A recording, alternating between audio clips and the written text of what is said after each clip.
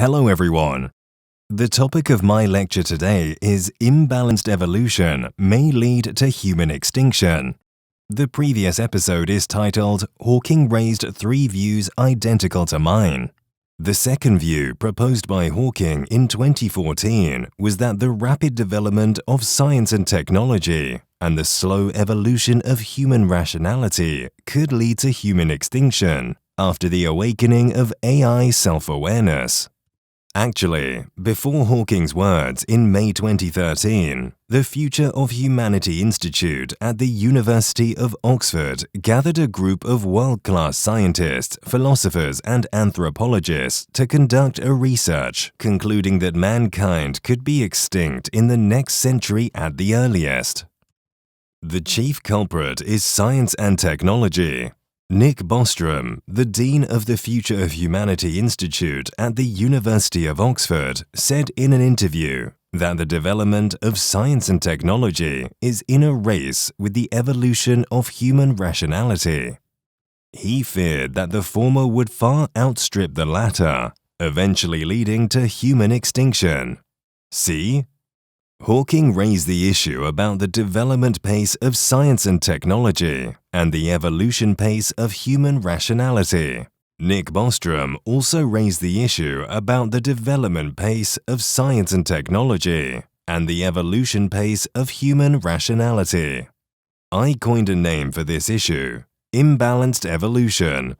In my book Saving Humanity, published in 2007, I talk specifically about this issue.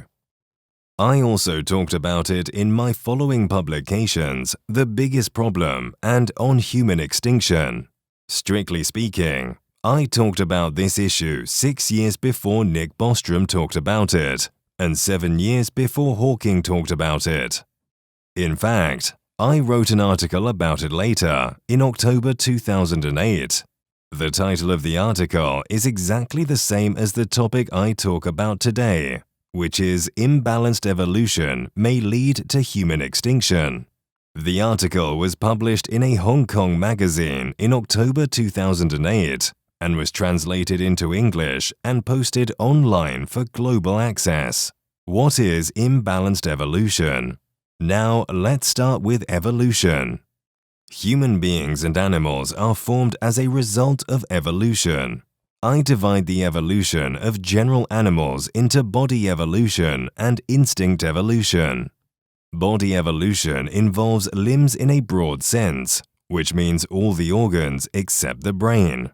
In terms of animals like herbivores, they had to run faster and faster to evolve.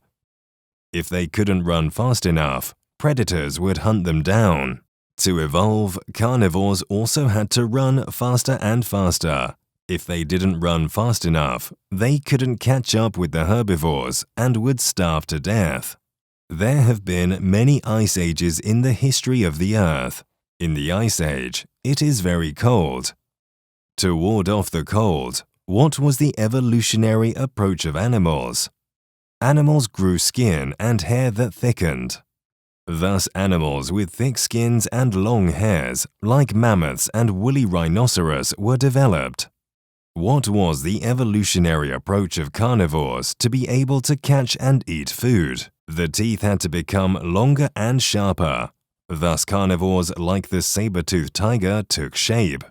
Rats and insects have many natural enemies. What was their evolutionary approach? It was early sexual maturation, with lots of births given at one time. After a large number of rats and insects died, there was still plenty left over. This is how they evolved.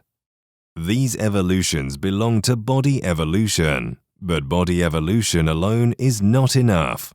If only the limbs evolve, the creature resembles a walking dead and would fail to survive. In addition to body evolution, what else evolution did animals experience? The other is instinct evolution, such as the instinct to chase food, the instinct to mate, and the instinct to avoid natural enemies. Take the fly as an example. The fly is a very inferior animal, whereas humans are intelligent animals. It is not easy for a person to catch a fly. for a fly has the instinct to avoid natural enemies, otherwise it could not survive. This is instinct evolution. Human beings are the only intelligent creatures in the biological history of the Earth. We have experienced both the body evolution and instinct evolution. But one thing that distinguishes humans from all other animals is that we have intelligent evolution, which other animals do not have. A very important feature of human evolution is that it begins with brain and is characterized by brain evolution. Archaeological excavations indicate that humans originated in Africa. The movement of the Earth's crust caused a fault in East Africa, establishing the Great Rift Valley from south to north. Canyons and lakes separate East and West Africa. In West Africa, conditions were favorable, with plenty of rain in the forests and sufficient food, in which case the ancient apes in West Africa evolved into living apes. In East Africa, the east of the Great Rift Valley, the conditions were poor, with drought, heat, few woods, volcanoes, and food scarcity. It was very dangerous there. A branch of Australopithecus in East Africa evolved into current human beings. The early East African Australopithecus was divided into two branches. One is robust and the other is slender. What was the evolutionary approach of the robust ancient apes? The body was getting increasingly stout. It's okay for you to hit me. I can beat you. But this branch became extinct later. What about the evolutionary approach of the slender branch? It primarily features brain evolution. As the brain became more and more flexible, they became more and more intelligent, and finally evolved into humans. How much brain volume has increased since we evolved from the earliest apes to today's humans? The brain volume has tripled, which is equivalent to 3 times the brain volume of the original Australopithecus. It turns out that a smart brain is superior to a strong body. Humans evolved in the struggle against harsh environment, growing into an intelligent creature that rules the Earth. Our intelligent evolution consists of 2 parts: the evolution of creativity and the evolution of rationality. The evolution of creativity means nurturing the creative ability in science and technology. Humans first learned to use fire and tools. Regardless of how simple fire and tools are now, they concern the early science and technology, the ancient science and technology, which other animals have failed to learn. In addition, we learned to domesticate plants, such as growing wheat, rice, and corn very early. We also learned to domesticate animals, such as raising pigs, chickens, and cattle. We get food not simply from nature, but from creativity. In order to adapt to climate change, we sewed animal skins into simple clothes to withstand the severe cold. Later, we learned to build a house. Humans are rational. It is animals' instinct to raise cubs and not eat companions. Humans not only have such instinct, but also plan for the present and the future. This is rationality. However, our creativity is out of proportion to the rate of rationality evolution.